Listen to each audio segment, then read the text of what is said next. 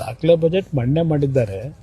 ಅದರ ಎಫೆಕ್ಟು ಈ ದಾಖಲೆ ಬಜೆಟ್ ಮುಂದಿನ ದಿನಗಳಲ್ಲಿ ಅದರ ಹೊಡೆತ ಜನಗಳ ಮೇಲೆ ಏನು ಬೀಳುತ್ತೆ ಅನ್ನೋದು ಈಗಾಗಲೇ ನಿನ್ನೆ ಹೇಳಿದ್ದಾರೆ. ಯಾವ ಮಟ್ಟದ ಪರಿಣಾಮ ಬೀರುತ್ತೆ, ದುಷ್ಪರಿಣಾಮ ಕಾದು ನೋಡಿದ್ರೆ ಗೊತ್ತಾಗುತ್ತೆ. ದುಷ್ಪರಿಣಾಮ ಅಂದರೆ ಈಗಾಗಲೇ ಹಲವಾರು ಎಕನಾಮಿಕ್ ಅಡ್ವೈಸರ್ಸು ಹೇಳ್ತಾ ಇದ್ದಾರೆ. ಇದು ಮುಂದೆ ಅವರೇನು ಅಂಕಿಅಂಶ ತೋರಿಸಿದಾರಲ್ಲ, ಈಗ ನಮ್ಮ ಫಿಸಿಕಲ್ ರೆಸ್ಪಾನ್ಸಿಬಿಲಿಟಿ ಆ್ಯಕ್ಟ್ ಏನಿದೆ ಅದಕ್ಕೆ ನಾವು 3% ಒಳಗೆ ಇದ್ದೀವಿ ಅಂತ ಇವ್ರು ಹೇಳ್ತಾರೆ.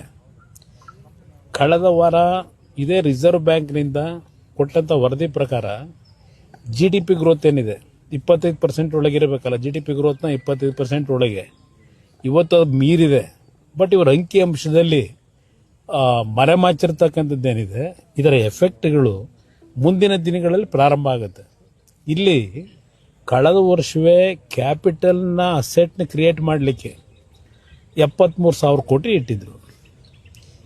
ಈ ಮಾರ್ಚ್ ಅಂತಿಮದವರೆಗೆ ಎಷ್ಟು ಖರ್ಚು ಮಾಡ್ತಾರೆ ಅನ್ನೋದು ತೆಗೆಸಿ ಮಾಹಿತಿ ಇರತಕ್ಕಂಥದ್ದು 50% ಖರ್ಚಾಗಿಲ್ಲ ಕ್ಯಾಪಿಟಲ್ ಎಕ್ಸ್ಪೆಂಡಿಚರು. ರೆವಿನ್ಯೂ ಎಕ್ಸ್ಪೆಂಡಿಚರ್ ಎಷ್ಟು ಹೋಗಿದೆ? ಈ ವರ್ಷ ಮತ್ತೆ 74,000 ಕೋಟಿನೋ 78,000 ಕೋಟಿನೋ ಇಟ್ಟಿದ್ದಾರೆ ಕ್ಯಾಪಿಟಲ್ ಎಕ್ಸ್ಪೆಂಡಿಚರ್ಗೆ. ಯಾವ ಗ್ಯಾರಂಟಿ ಇವರು ಖರ್ಚು ಮಾಡ್ತಕ್ಕಂಥದ್ದು ದುಡ್ಡೆಲ್ಲಿಂದ ತರ್ತಾರೆ? ಕೊರತೆ ಇದೆ. ಮಾತೆತ್ತಿದ್ರೆ ಕೇಂದ್ರ ಸರ್ಕಾರದ ಮೇಲೆ ಟೀಕೆ ಮಾಡೋದು ಹೊರತುಪಡಿಸಿ ಇವರ ಶ್ರಮ ಏನಿದೆ ಅನ್ನೋದು ನನಗೆ ಗೊತ್ತಿಲ್ಲ.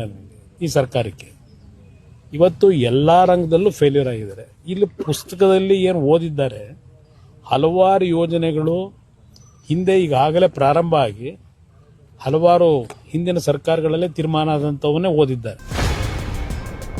ನೋ ಉತ್ಪ್ರೇಕ್ಷೆ, ನೋ ಊಹಾಪೋಹ.